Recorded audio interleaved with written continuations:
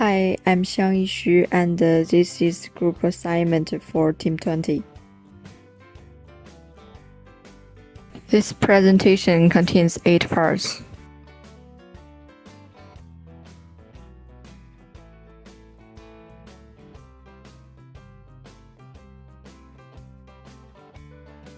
Here is our team members. We created 5 different characters in our team, and we take different responsibilities based on our different skills.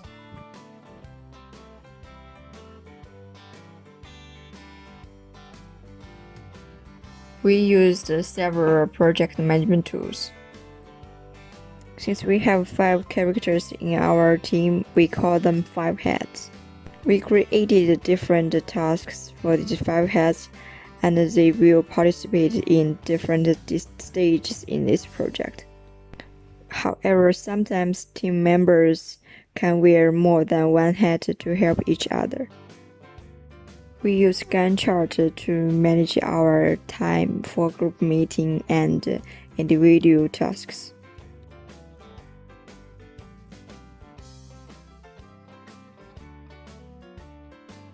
We choose an online retail records as our dataset.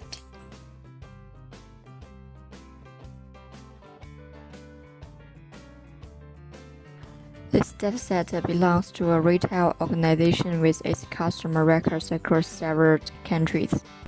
This dataset contains more than 500,000 instances, 25 unique invoice numbers, and 4,000 unique customer ID. 8 attributes of this dataset is shown on the screen. The reason we choose this dataset because we are interested in customer segmentation areas.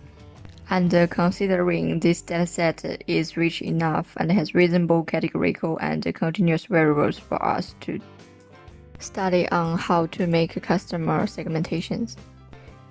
In this dataset, we use RFM segmentation analysis method. It is a powerful way to identify groups of customers for special treatment. We prepared some valuable questions to explore this dataset. For example, the different values of our customers, the best-selling products, and segmentations of our customers' basket, and the distribution countries of our customers. All questions have their business values. For example, knowing the different values of our customers can help us understand our customer better and improve ourselves if we can build a better customer relationship. In addition, knowing the most popular products will help us do some cross-mission sellings and arrange our stock effectively. Basically, all questions lead to some business insights, and my team member will illustrate to you using Jupyter Notebook. Choosing the dataset, we found the customer segmentation is an interesting and useful topic for us. After doing some significant analysis, we found online retail dataset has a good scope for analyzing the customer behaviors, as it contains categorical and continuous data. For determining the RFM analysis, we have imported online retail.csv dataset using read CSV and pandas. And the next step is data exploration phase. Here we have used head function to return n number of rows from the dataset. As n is equal to 5 by default, it is returning the total number of rows as 5. And next we have used shape function to determine the total number of rows and columns from the dataset. The next step is to use the describe function, which is used to view some basic statistical details like percentile, mean, and standard deviation, etc. After finishing this one, the next step is data preparation phase. It is used to remove or filter the data before starting the RFM analysis. Then the first step is we need to remove the missing values from the columns from the dataset on the customer ID. And the next step is we need to find the negative values from the column name, quantity, and unit price. We need to remove that using the comparison operators. In the next step, we have added the total amount, the column, which is the product of the quantity and unit price. After finishing all the steps, the data cleaning and data shaping is complete, and whole data is ready for FM analysis. So let's have a brief look at the recency, frequency, and monetary analysis. Recency means the amount of time the customer has remained inactive. The frequency means the number of times the customer has visited the store, and monetary means the amount of profit that the store has got from a particular customer. So first, let's go into the recency analysis. As we see, this the code snippet which does the job for us. First, we find the unique customer ID for us, and then here we have the output for those. We have like five customer IDs using the head function, and then our next step is to find the recent purchase date, and this whole code snippet does the job for us. And our next aim is to find the recency for individual customers, and then we have this line of code which does the work for us, this whole line. So after finding the recency for individual customers, we have done the describe function, which gives the important metrics for us. So this describe function will be used all through analysis for also the frequency and the monetary. So next we jump into the frequency analysis. So as I already explained, the frequency analysis means the number of times the customer has visited the store. So let's look at the code for that now. So we've got the code now. So these three lines give us the number of times a customer has visited the store. So for example, the customer ID 12346 has just visited once, and other customer IDs are have visited the store like this many times. So as I told before, next we have done the describe for these and then got the metrics which will be used in the K clustering. So next we move on to the monetary analysis.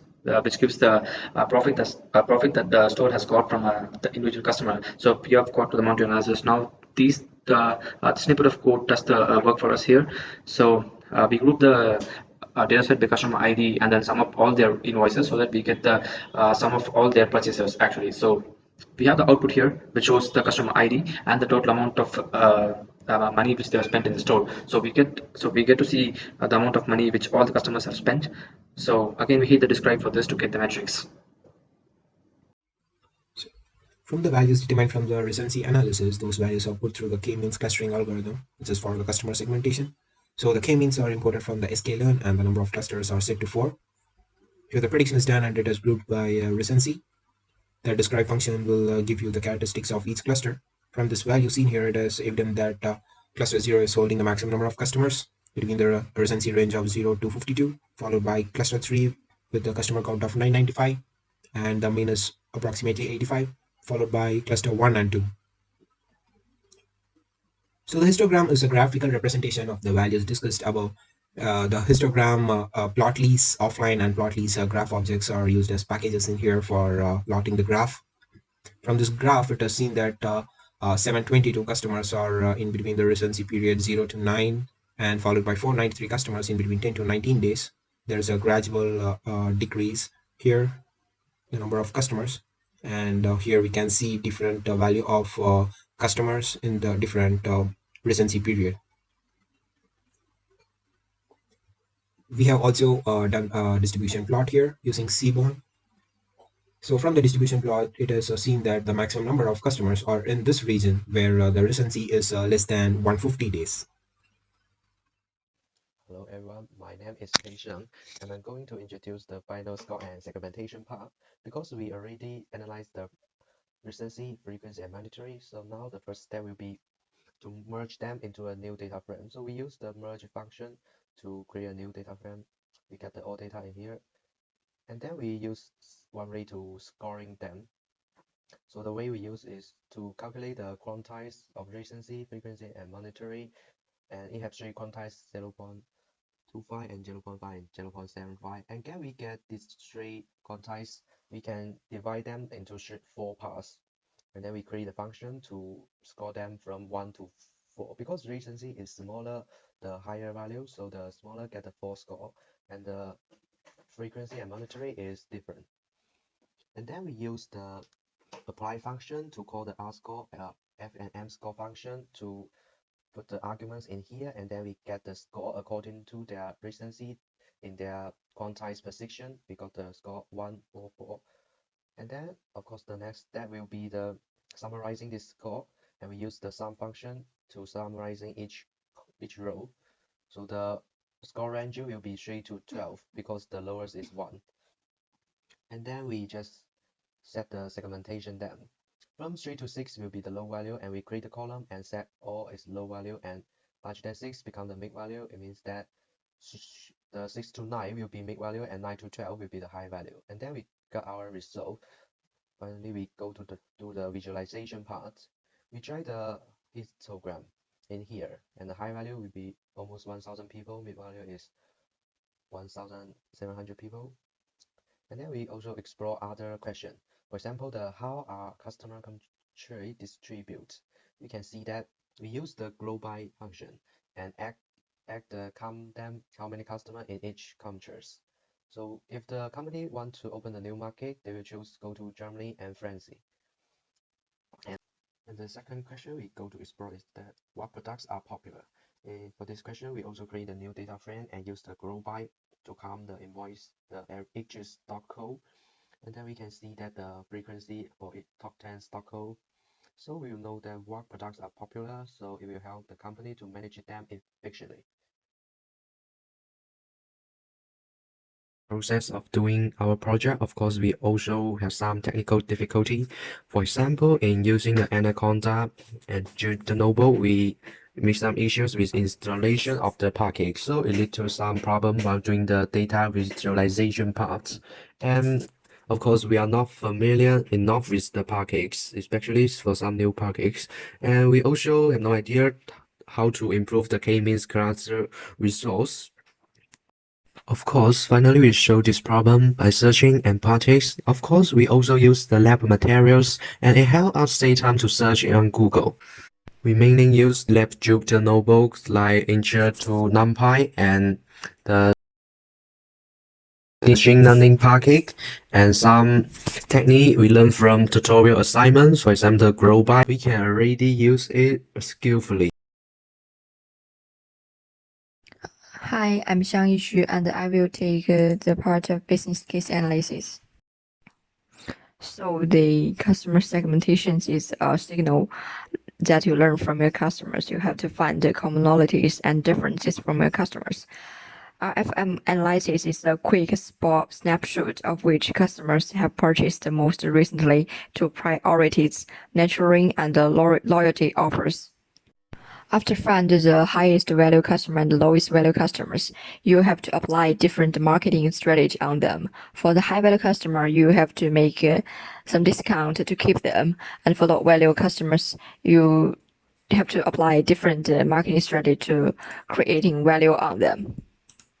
So how to keep your high value customers? Firstly, they like your brand already. It's a good signal, but it doesn't mean that they won't hear all of your offers all the time.